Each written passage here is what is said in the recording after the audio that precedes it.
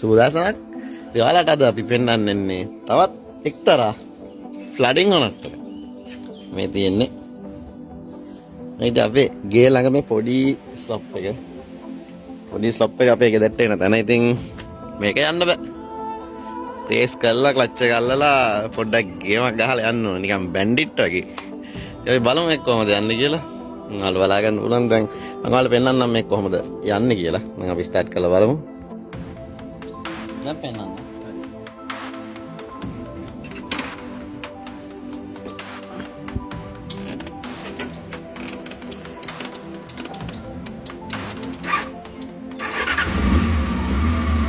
මේක RPM එකක් තියෙන්නේ උඩ පොඩ රේස් වෙලා ඉන්න බයික් එක. බස් එකකට ගන්නවා. යන්න බෑ. ඉතින් දෙනවා රේස් කරලා තමයි පොඩක් ගන්න.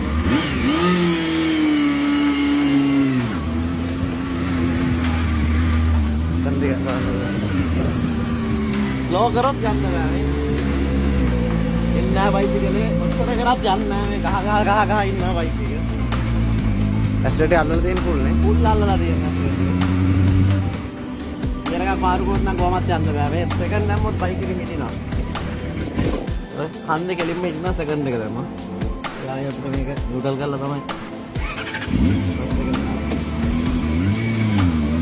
එදෙත් යනවා ඕකට තමයි ෆ්ලඩින් කියන්නේ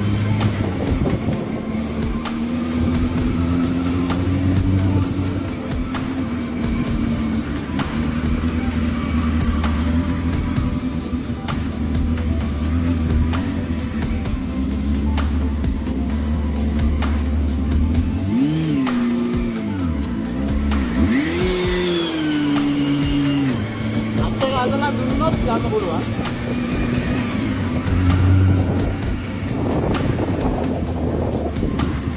හැබැයි පල්ලන් නම් ගේමක් නෑ. ඉතින් යනවා.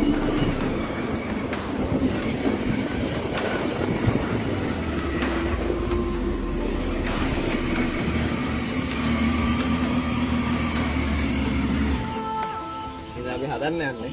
හදලා ඉවර වෙලා බලමු. මේ කන්දා දෙන්නේ. අපි ටච් එක යන්න හදලා පෙන්නනවා.